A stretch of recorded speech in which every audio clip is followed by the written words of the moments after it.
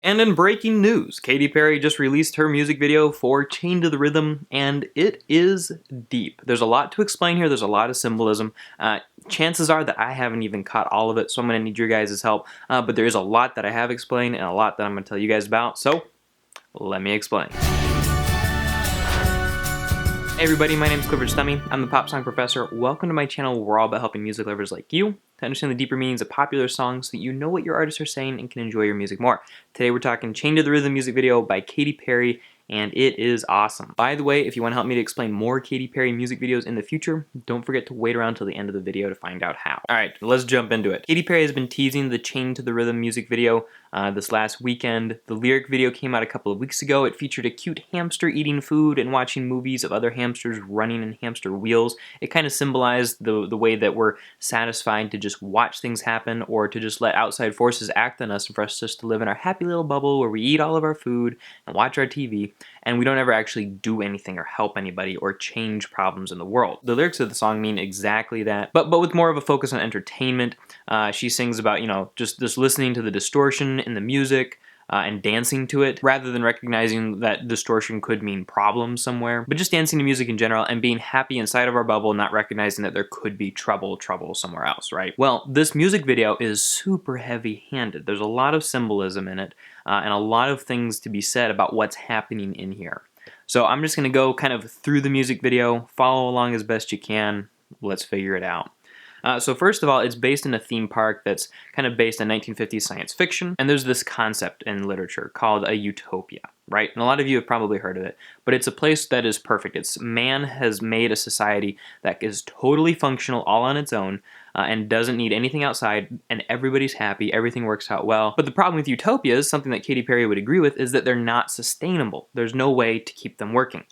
So this place that she's showing here, this theme park, is a utopia, but there's some problems underneath. And we're gonna see hints of a few of those, but we don't ever actually see the utopia fall apart because it's the audience's job and responsibility to tear that utopia apart and figure out what is true. Right now, that utopia, this theme park that's so perfect, as we'll see in a second, is a facade for something that's much darker and deeper within. So first of all, it's named Oblivia, which if that doesn't tip you off to the fact that it's a bad, not real place, then I don't know what will. But Oblivia just means, like oblivion. People are oblivious to what's happening around them, and it's just a place for you to go and forget. Now, think about a lot of the entertainment that you consume, and I think about the stuff that I consume on a daily basis. A lot of that stuff does draw me into oblivion. Music that makes me stop thinking about the world around me, movies that just make me mindlessly watch them, sometimes even books that are just mindlessly entertaining and don't have like a deeper purpose. That's part of the reason the Pop Song Professor exists, is to give meaning and purpose to otherwise oblivious or sometimes oblivious music. Even though there's plenty of deep music like this one for us to explain as well. But we want to keep even those deep ones from seeming oblivious to us by acknowledging that they have a deeper meaning and figuring out what it is. Well, we see that the hamster shows up in a couple of the brandings for the park, and that's just, a reference back to the lyric video, and it's a reference to how a lot of people are hamsters, and we'll see more of that in a minute. Now, some of the rides are interesting. There's the Great American Dream Drop, where one guy and one girl, they go inside a small house surrounded by a white picket fence, they go up in the air, and it drops. Of course, it's symbolic of the Great American Dream, the idea of having like a nuclear family with a white picket fence and a 9-to-5 job and plenty of money to retire with. But that dream's kind of been debunked lately because, that's what we used to see on TV all the time, but there's a lot of people who can't achieve that dream, thus perhaps the drop. There's a ride where a guy and a girl have to sit next to each other. There's like a blue and a yellow symbol on the seats, and there's only 2 seats in a row.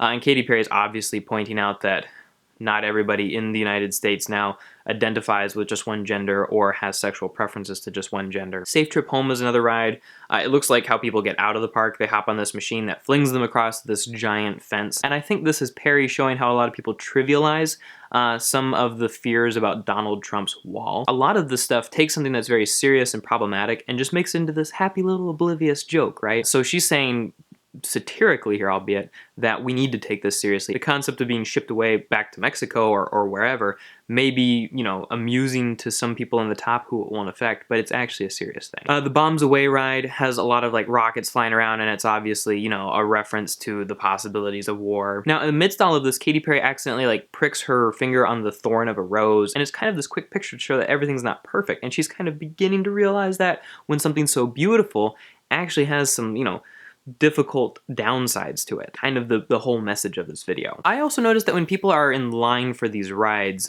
they often march, all kind of in formation, a lot like the Brick in a Wall music video, where kids would march in line, not only to be educated, but to be processed as like meat and to fall into these like meat processors. It was very visceral imagery, and I think she's kind of appealing to that here as well. At one point, the wait time for one of the rides is 1,984 hours, which seems like a lot, but it's also a reference to George Orwell's dystopic book, 1984, which shows us what a society that's completely governed and there's no element of choice looks like or could look like. April and I both thought that maybe Brave New World was a better option for describing this music video.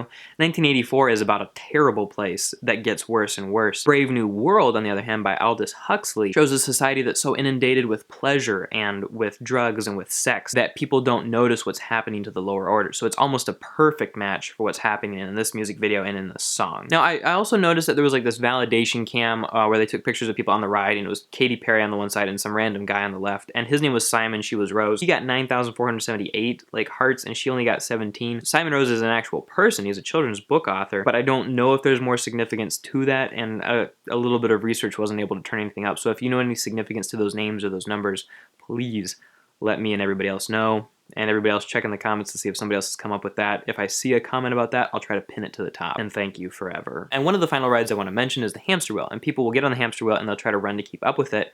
Most of them fall. At the end of the music video, Katy Perry does something different, and I'll show you that in a second. Another attraction is Inferno H2O, where you like drink water that's lit on fire or something like that. Think about it. Inferno, fire, H2O, water, fire water. I think this is possibly a reference to Native Americans and maybe to some of the injustices committed on those people groups. The final attraction is a 3D movie showing of Nuclear Family. It's a movie that's in 3D, and it's basically just a dad, a mom, and a kid all living in their house. I think the dad's like reading a newspaper. He's just chilling. The mom's ironing, and the kid is playing. It's a very stereotypical 1950s way for a family to look, and if this is, you know, kind of 1950s science fiction, it makes sense that they would project their 1950s lifestyle onto the future. But out of the middle of this 3D showing, and somebody that really it seems like only Katy Perry can see, Skip Marley comes out and gives his rap, which is definitely a wake-up call lyrically, and it's a wake-up call for Katy Perry here too. It cuts back to her running on the hamster wheel, and we see that she kind of starts slowing down, and she's able to figure out that she can stay standing if she just slows down and stops running. So if she stops playing the game, asks some questions, thinks critically, and doesn't go along with what everybody else is doing, she's able to stay standing. So philosophically or ideologically, she feels like she's able to stay standing because she's asking questions and not going with the flow. And she thinks everybody else is going to fall over. At the end, there's this huge dance number with people, you know, dancing all around Katy Perry while she's kind of like thinking and realizing things. They're completely oblivious still. They're still in oblivion. But she sort of realizes things, and the last scene is her just sort of looking at the camera like, and at that moment, we see the realization in her eyes, and we realize, she's figured it out. She's awaking from the utopic drug-induced state, and she's gonna fight back. Or at least her character is. Katy Perry already has been fighting back, right? And that's the basic message of the music video for Chained to the Rhythm. Incredibly political. It seems very likely to be pointed at the current political administration in the United States. Several things seem to suggest that way. And even more things suggest that it's aimed directly at people in the United States who are going along with it and not noticing anything. I think this is ironic since the way that the United States is split right now over the recent election is just incredible. Albeit, there may be a lot of people in the middle who wish everybody else would shut up, but there are far sides to the left and the right that are at each other's throats and are just going to town on each other, arguing about this stuff. And so I don't think either one of those two sides is oblivious. So I think Katy Perry might be focusing in on the middle side, which I think, at least me personally, I think that middle is kind of belligerently trying to get everybody else to shut up and just trying to make life work. But it's fair of Katy Perry to try to convince people and to argue through this thing and to use art as a way to show people what she believes and why they should wake up. The conversation will continue, arguments will continue, people will take this the wrong way, people will take this the right way. Some people will agree, some people will disagree, some people will change their minds, most people probably won't because most people never do. But at the very end, we have an awesome sounding song, we have a very intense, meaningful music video, even if the symbolism's a little bit heavy-handed and not really subtle at all. And that's where with art, when you start making convincing people important to you, you start to make less interesting art just because you care so much about convincing people that you care less about making good art that's a little bit more subtle. And I think that the best art is a little bit more subtle and is the kind of thing that you have to think through to understand. With Katy Perry, she doesn't really leave you the opportunity to think through some of this stuff. You have to assess the message she's giving, but a lot of the symbolism is very, very easy to pick up just like that. I mean, you probably, watching the music video yourselves, probably figured out most of the things that I'm telling you now. So I think that maybe that weakens the artistic side, but intensifies the political convincing side. Either way, I really like listening to the song, and I really enjoyed explaining this music video with you guys. I hope that you enjoyed my explanation and that you can now enjoy that music video and song even more, and that you don't just discredit some of the things she's saying or blindly go along with the things that she's saying. If she wants us to wake up from oblivion, to make assessments of the lives that we're living, we should do the same thing with her music. We should think about it. We should interact with it. That's the best way to do, justice to what she's given us, and the best thing to do justice to ourselves as people. So, thanks so much for watching, everybody. If you'd like to help me make more videos like this, don't forget to check out my Patreon for different levels of support and partnership. I've got perks, opportunities to choose songs, or to do Google Hangouts, or behind-the-scenes podcast, all sorts of awesome stuff. Don't forget to join the song meaning community by subscribing, check out some of the other videos on this channel, and comment below a song you'd like to hear me explain in a future video. Thanks for watching. Talk to you later.